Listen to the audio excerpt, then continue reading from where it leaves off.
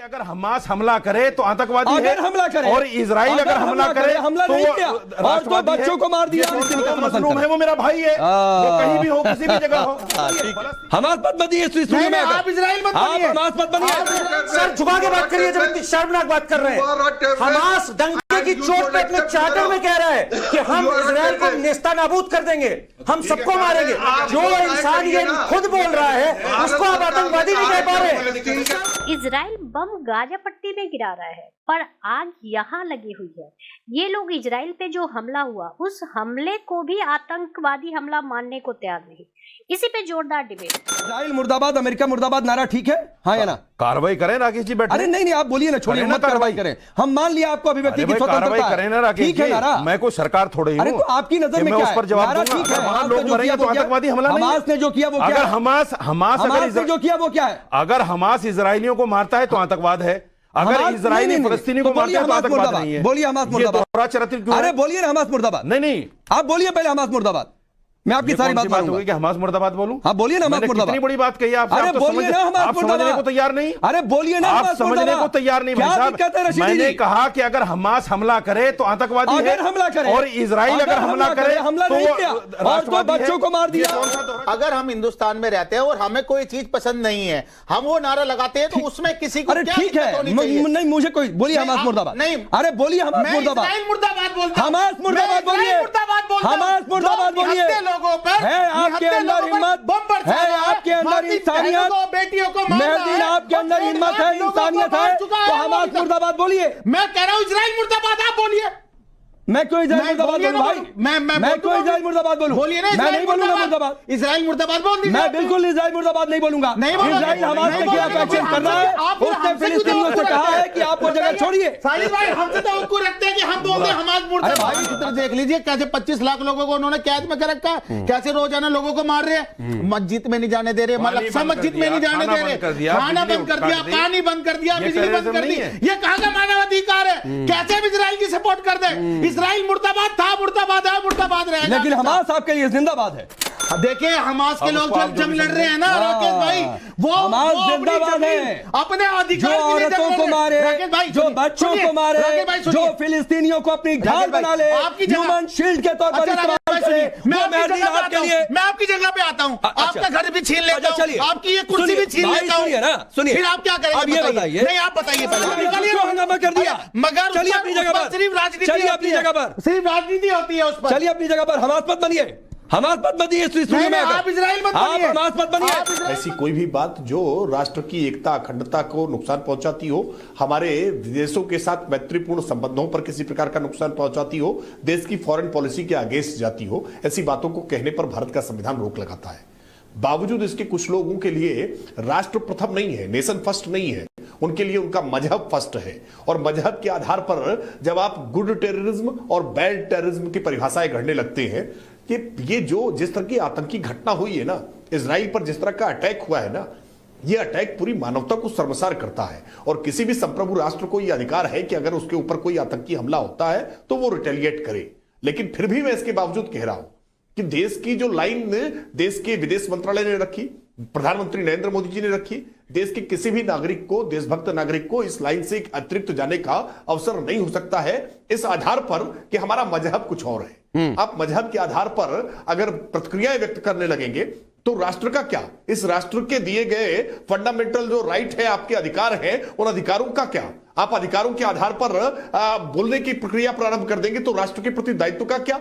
मुझे लगता है एक्शन होगा इन लोगों पर में रखते हुए आपके लिए आतंक में कोई भेद नहीं है, निश्चित तौर पर एक्शन होना चाहिए। अच्छा चलिए, देखिए अभी राकेश जी ने कहा कि इस तरह से सरकार के किसी भी फैसले के खिलाफ, ये संविधान के खिलाफ है अगर कोई करता है। मैं समझता हूं कि राकेश जी ने या तो संविधान को सही से पढ़ा नहीं है या पढ़कर समझने की कोशिश नहीं की है। सरकार के फैसलों के खिलाफ बहुत सारे प्रोटेस्ट पहले देश में भी हुए हैं और दुनिया में भी हुए हैं। वो कहीं राष्ट्रवाद के खिलाफ नहीं जाता। अगर सरकार एक फैसला लेती है, आपने कोई विपक्ष से पूछकर या अपनी सहयोगी पार्टियों से पूछकर तो इस तरह का कोई फैसला लिया नहीं, आपका अपना निजी फैसला है। हो सकता है, अच्छी बात है। यही फैसला अटल बिहारी वाजपेयी का भी था, जो फलस्तीनी के साथ खड़े हुए थे।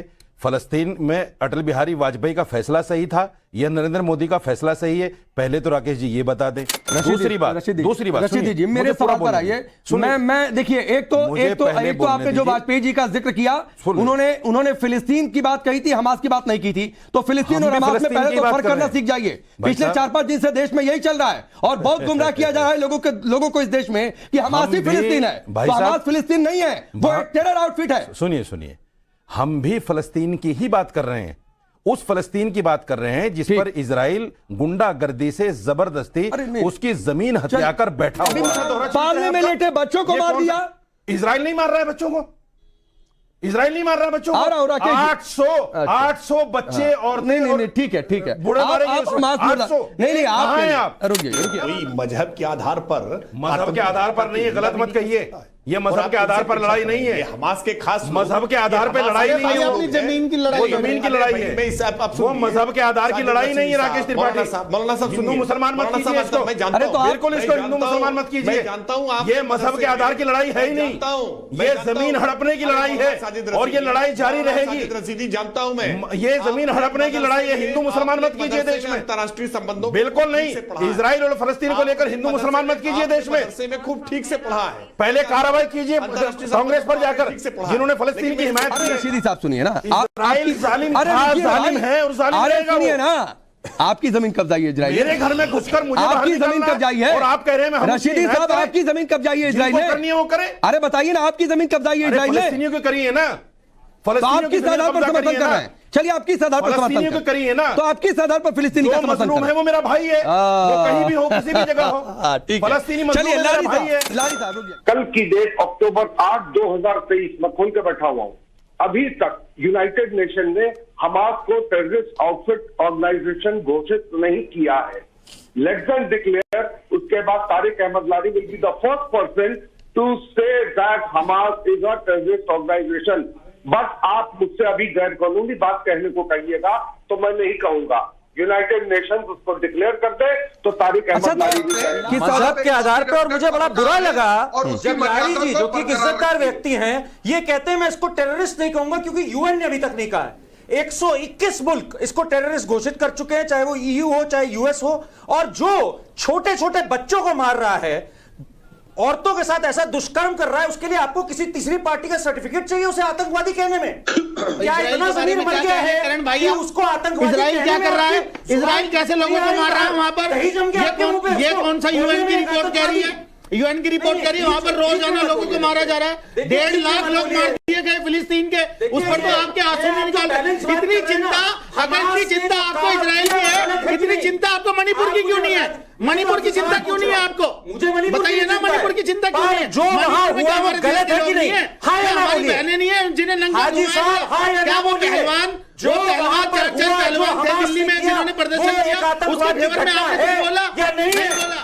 सर अभी इन्होंने मेरे ऊपर सवाल उठाया कि यूएन ने नहीं कहा तो हम नहीं कहेंगे, 123 देश कह रहे हैं, ये कह रहे हैं, वो कह रहे हैं। ऐसे ही सर हमारे लोगों को कोई आतंकवादी कहता, हम किसी को आतंकवादी कहते जब तक डिक्लेयर नहीं किया जाता है। और यूनाइटेड नेशन ऑर्गेनाइजेशन एक ऑर्गेनाइजेशन है जिसमें सब देश एकमत होकर उसको पास करते हैं। ठीक ऐसे ईरान इराक क्या नाम है, इन लोग को आतंकवादी देश कहा गया, सद्दाम हुसैन के लिए कहा गया, गद्दाफी के लिए कहा गया। रिजल्ट क्या निकला? बाद में टोनी ब्लेयर साहब खुद कह रहे हैं कि हम लोगों ने गलती की थी कि हम लोगों ने वहां पे हमला करके बर्बाद कर दिया। इसलिए I don't want to utter nonsense from your mouth. Please keep your trap shut. It's better that you keep your trap shut. तमीज से बात करिए, आपसे तमीज से बात कर रहा हूँ, जरा इज्जत में रह के बात करिए। एक तो आतंकवादियों का साथ दे रहे हैं, जबान पर अपनी लगाम रखिए जब यहाँ बात कर रहे हैं। तो समझ में आ गया आपके? आपका सर्टिफिकेट नहीं चाहिए। एक तो आप शर्मनाक बात कर रहे हैं, सर झुका के बात करिए जब इतनी शर्मनाक बात कर रहे हैं। हमास डंके की चोट पे अपने चार्टर में कह रहा है कि हम इजराइल को नेस्तानाबूद कर देंगे, हम सबको मारेंगे। जो इंसान ये खुद बोल रहा है उसको आप आतंकवादी नहीं कह पा रहे। शर्म आनी चाहिए आपको यहाँ पे बैठे। आगे करण लारी साहब। इजराइल और हमास के बीच शनिवार से भीषण जंग जारी है। भारत ने हमास आतंकी संगठन के हमले की निंदा की है और इजराइल को अपना समर्थन दिया है। इजराइल और हमास के बीच जारी जंग में अब तक लगभग दोनों पक्षों से 28,000 से भी ज्यादा लोगों की जान जा चुकी है। इजराइल गाजा पट्टी पर लगातार हमले कर रहा है। आपको बता दें कि भारत ने इजरायली शहरों पर हमास के हमले को आतंकी हमला करार दिया है, लेकिन अपने उस दीर्घकालीन रुख की पुष्टि की है जिसमें संप्रभुता और स्वतंत्र फिलिस्तीन की स्थापना के लिए बातचीत की वकालत की है। वहीं इजरायली सेना ने गाजा सिटी में रहने वाले करीब 10 लाख लोगों को वहां से चले जाने का अल्टीमेटम दिया है। इसके लिए इजराइल ने गाजा के लोगों को 24 घंटे का समय दिया है। माना जा रहा है कि इसके बाद इजराइल जमीनी कार्रवाई शुरू कर सकता है। उसने गाजा पट्टी बॉर्डर के पास बड़ी संख्या में सैनिक, गोला बारूद और टैंकों की आदि की तैनाती कर रखी। यूनाइटेड नेशन ने आगाह किया है कि इतनी बड़ी संख्या में लोगों का जान बचाकर भागना घातक साबित हो सकता है। इसके अलावा हमास ने इजरायली सेना के इस निर्देश को खारिज कर दिया है और लोगों को अपने घरों में रहने को कहा है। इस डिबेट को लेकर आपकी क्या राय है, हमें जरूर बताएं। हमारे साथ जुड़े रहने के लिए चैनल को लाइक एंड सब्सक्राइब करना ना भूलें।